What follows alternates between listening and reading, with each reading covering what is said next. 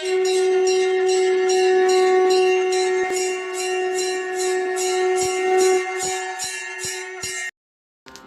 ஸ்ரீ குருப்யோ நமஹ. ஓம் கம் கணபதையே நமஹ. நம்ம ஸ்ரீநிகேதன் வலைதளம் வாயிலாக முருகப்பெருமானுடைய சஹஸ்ரநாமத்திலிருந்து தினம் ஒரு நாமாவளியை சிந்திச்சுருக்கோம். இன்றைய தினம் 741வது நாமாவளியாக ஓம் ரஜசத்வ குணான்விதாய நமஹ.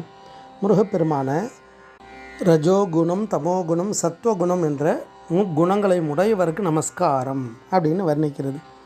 இறைவன் எல்லா வடிவமாகவும் இருக்கார். இதில் இந்த 3 குணம் முக்குண வடிவமாக இருக்கார் அப்படின்னா, அந்த 3 குணங்கள் உடையவர் அவர் அந்த வடிவத்தில் தான் இருப்பாரா அப்படின்னா அதையும் கடந்தும் இருப்பார். ஆனால் அந்த 3 குணங்களுடைய தன்மையினுடைய சக்தி இருக்கு இல்லையா, அந்த சக்தி வடிவமாகவும் இருப்பார். அவர் குணாதீதன், மனோதீதன் இப்படிலாம் வர்ணித்தோம். அப்போ இந்த இடத்துல இந்த 3 குணங்கள், ரஜோகுணம் அப்படின்றது அடக்கி ஆளக்கூடிய குணம், தமோ குணம்னா சோம்பல் சக்தி உடையது, சத்துவகுணம்ன்றது நல்ல குணம். இந்த 3ம் ஒவ்வொரு மனிதருக்கு காலம் எப்படி நேரங்கள் ஓடிண்டே இருக்கோ அது மாதிரி இது மாறிண்டே இருக்கும். அப்போ இந்த மாற்றம், எந்த மாற்றம் வந்தாலும் முருகனுடைய அனுகிரகம் இருந்தால் இந்த 3 குணத்தையும் நாம் வெல்ல முடியும். அதாவது இந்த 3 குணத்தின் மூலமாக எல்லா உயிர்களும் சந்தோஷத்தை அடையும். எல்லா உயிர்களுக்கும் என்னெல்லாம் வேணுமோ எல்லா பாக்கியமும் இந்த 3 குணத்தால் தான் கிடைக்கும்.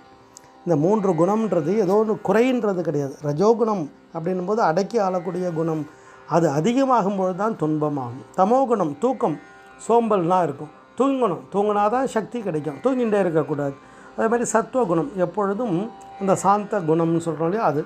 அப்போ இது எல்லாமே நமக்கு ஒவ்வொரு கால நேர வர்த்தமானத்துக்கு தகுந்த மாதிரி, இடம் பொருள் ஏவல்னு சொல்கிறோம் இல்லையா அது மாதிரி அந்த இடத்துக்கு தகுந்த மாதிரி மாறுபடணும். அதையும் நம்ம அடக்கி ஆளணும். அப்போ அந்தந்த சக்தியை அந்த வடிவமாகவே குமார பரமேஸ்வரன் இருக்கார் அப்படின்றது வர்ணிக்கிறது. அதனால்தான் பரம்பொருள் ஜோதி ரூபமாக நிற்கும் பொழுது ரஜோகுணம் மேலோங்கி பிரம்மா மேல் நோக்கி போகிறார் அம்ச பக்ஷியாக. இவருக்கு தமோகுணம் கீழ் நோக்கி போகிறார். அப்போ 2 பேராலையும் அந்த இறைவனுடைய அடிமுடியை பார்க்க முடியல. கடைசியாக சத்துவகுணம் வரும்பொழுது தான் சுவாமி லிங்கோத்பவராக வெளிப்படுறார். அப்போ இந்த சத்துவகுணம் நமக்கு எல்லா பாக்கியத்தையும் கொடுத்துடும். அப்போ மற்ற குணங்கள் தேவையில்லையா அப்படின்னா அது தேவை. ஆனால் அது ஒவ்வொரு காலத்துக்கு தகுந்த மாதிரி அது தேவைப்படும். அதனால தான் கந்தர் அலங்காரத்தில் அழகாக வர்ணிப்பார். தடுங்கோல் மனத்தைன்வர். இந்த மனதை தடுக்கணும். எதுக்காக, ஏன் அப்படின்னா விடுங்கோல் வெகுளியைன்றார். கோபத்தை விடணும். தானம் என்றும் இடுங்கோல். நிறைய தான தர்மங்கள் பண்ணுறதால என்ன ஆகும்னா பிறருக்கு கொடுக்கணுன்ற நோக்கம் வரும்பொழுது அந்த தமோ குணம் போயிடும். அதனால தான் திரைக்கடல் ஓடியும் திரவியம் தேடுன்னா. அப்போ நிறைய பொருளை சம்பாதிக்கிறது எதுக்காகனா 4 பேருக்கு கொடுக்கணும். அப்படி கொடுக்கும் பொழுது என்னாகும்னா அந்த தமோ குணமானது கீழ்ப்படிஞ்சிடும். அது மட்டும் இல்லை, இருந்தபடி இருங்கோல்ன்றார். இருந்தபடி இருங்கோல்னா என்ன அர்த்தம்னா, பெரியவா நம்ம முன்னோர்கள் அவள் எல்லாம் எப்படி வாழ்ந்தா, எப்படி சொல்லியிருக்கா, நமக்கு எப்படி தர்மத்தை சொல்லியிருக்காளோ அதுபடி இருக்கணும். அப்படி இருந்தால் என்ன ஆகும் அப்படின்னா, எழுபாரும் உய்ய கொடும் கோப சூருடன் குன்றம் திறக்க தொலைக்க வைவேல் விடும் கோன் அருள் தாமே உமக்கு வெளிப்படுமே அப்படின்றார்.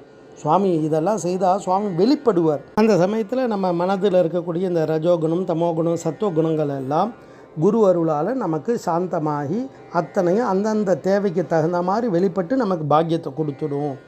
அப்போ இந்த 3 முக்குணங்கள் உடையவராக முருகப்பெருமான இந்த நாமாவளி அழகாக வர்ணிக்கிறது. ஓம் ரஜசத்வ குணான்விதாய நமஹ. ஸ்ரீ குருப்யோ நமஹ. ஓம் சும் சுப்பிரமணியாய நமஹ.